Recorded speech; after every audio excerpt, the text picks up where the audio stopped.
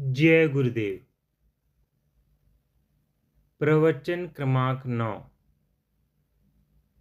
आत्मनिवेदन। भजन। मैं विलीन हो आत्म तत्व में, आत्मनिवेदन यही कहाता। पांचों भूत मिले भूतों में, आत्म तत्व निज रूप समाता। जब तक मैं है माया तब तक, जीव रहा मैं ही करता। हटा आवरण छूटी सब माया, मैं भी कहीं नहीं बच पाता।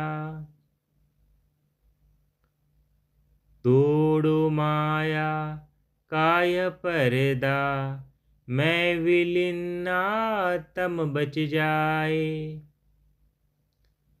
यही समर्पण प्रभु कहा है, जीव जगत विश्राम है पाता। यह भक्ति ऊंची है सबसे, यही भक्त का परम लक्ष्य है। यही हटाए भव का बंधन, जीव नहीं फिर जग में आता।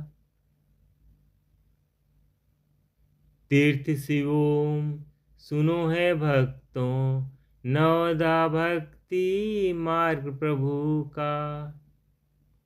आश्रय करता जो इस भक्ति का, छूट सदा यम का फंद जाता।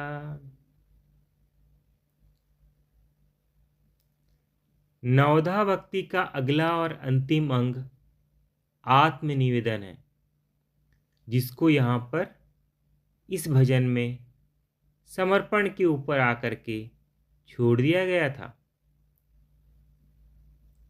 अब यह जो भजन आपके सामने पंकज भाई ने अभी कहा, उसके ऊपर मैं कुछ कहने का प्रयत्न करता हूं।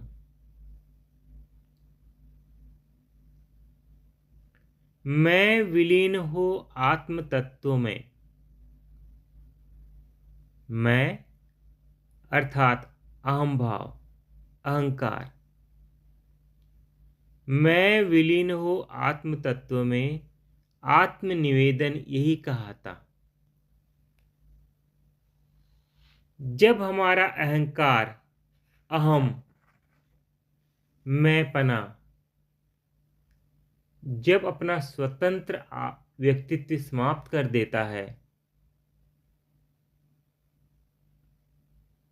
जब वह अपने आप को प्रभु में मिला देता है, तब उसको आत्मनिवेदन कहा जाता है।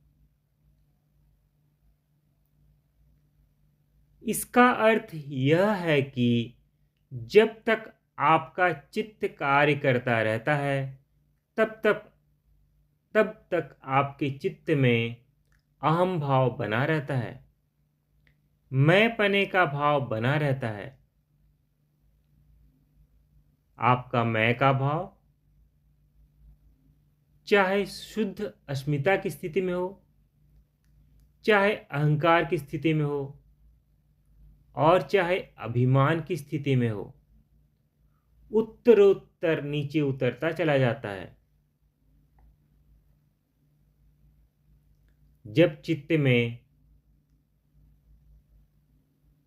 जब चित्त के अंदर मैंपना पैदा होता है, तो पहले उसको शुद्ध अस्मिता की अवस्था कहा जाता है। इसके पश्चात जब वह नीचे उतरता है और जगत के साथ थोड़ी सी उसकी आसक्ति का भाव उसमें मिल जाता है, तब फिर उसको अहंकार कहा जाता है। उसी अस्मिता को अहंकार कहा जाता है। और वही अस्मिता जब और नीचे उतरती है, जगत के साथ आसक्तिपूर्ण हो जाती है और अपने कर्मों के अंदर कर्तापन का भाव उसमें मिल जाता है, तब उसको अभिमान कहा जाता है।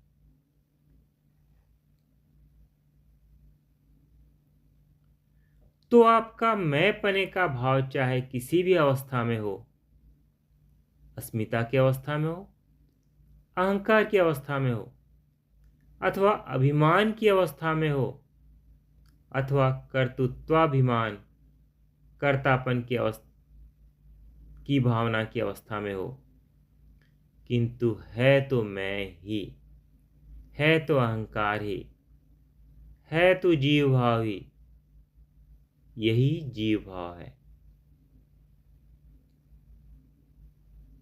मैं पना ही जीव भाव है और जीव भाव को आपको समाप्त करके भगवान के अंदर, आत्मा के अंदर विलीन कर देना और आपका जो चित्त कार्य करता है उसको निरुद्ध कर देना। चित्त के अंदर किसी प्रकार की कोई क्रिया शेष रहे ही नहीं, न मन की क्रिया, न बुद्धि की क्रिया, न अहंकार की क्रिया, न संस्कार संचय की क्रिया, कोई क्रिया रही ही नहीं।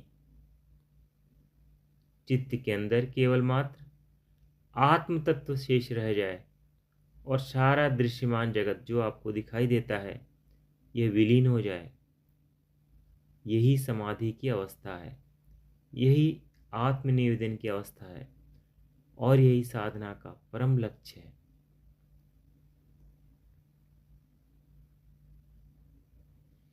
वैसे इससे आगे की अवस्थाएं भी हैं, किंतु इस अवस्था के पश्चात की जो अवस्थाएं हैं वह सब साध्य नहीं है। आगे की अवस्थाएं अपने आप प्रभु कृपा से विकसित होती चली जाती हैं, उसके लिए किसी साधन की आवश्यकता नहीं। साधना की आवश्यकता केवल मात्र अपने अहम भाव को आत्मा में विलीन करने तक ही है, इसके आगे कोई साधन नहीं। मैं विलीन हो आत्म तत्व में, आत्मनिवेदन यही कहा था। पांचों भूत मिले भूतों में, पृथ्वी, जल, अग्नि, वायु और आकाश, ये जो पंच महाभूत हैं, यह पंच महाभूतों में मिल जाएं और आत्म तत्व निजरूप समाता। जो आत्म तत्व है वह अपने रूप के अंदर समा जाता है, अपने रूप के अंदर स्थित हो जाता है। केवल आत्म तत्व शेष रह जाता है और बाकी सारा जगत आपके समक्ष उपस्थित होता हुआ भी आपको दिखाई नहीं देता। जगत तो रहता है, आप रहो चाहे नहीं रहो, चाहे समाधि की अवस्था प्राप्त करो अथवा मृत्यु को प्राप्त करो, यह जगत ऐसा ही रहेगा। यह चमन यूं ही रहेगा और हजारों जानवर अपनी अपनी बोलियां बोलकर सब उड़ जाएंगे। यह जगत ऐसे ही रहने वाला है, किंतु जो कृतार्थ हो गए हैं, कृतार्थ प्रतिनष्टम, जो कृतार्थ हो गए हैं, जिनको अध्यात्म लाभ हो गया है, जिन्होंने अपने आप को आत्मा में विलीन कर दिया है और आत्म स्थिति की अवस्था प्राप्त कर ली है, उनके लिए यह जगत विलीन हो जाता है। कृतार्थ प्रतिनष्टम अपि, जो साधारण लोग हैं उनके लिए यह जगत उसी प्रकार बना रहता है, किंतु जो परमार्थ लाभ कर जाते हैं उनके लिए जगत विलीन हो जाता है। पांचों भूत मिले भूतों में, जो आपके शरीर के पंचभूत हैं वह पंचभूतों में तभी मिलेंगे जब जगत के पंचभूत होंगे, नहीं तो पंचभूत मिलेंगे कहाँ जाकर।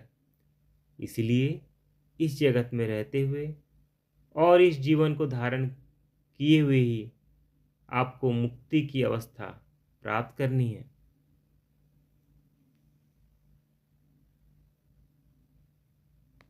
जय गुरुदेव।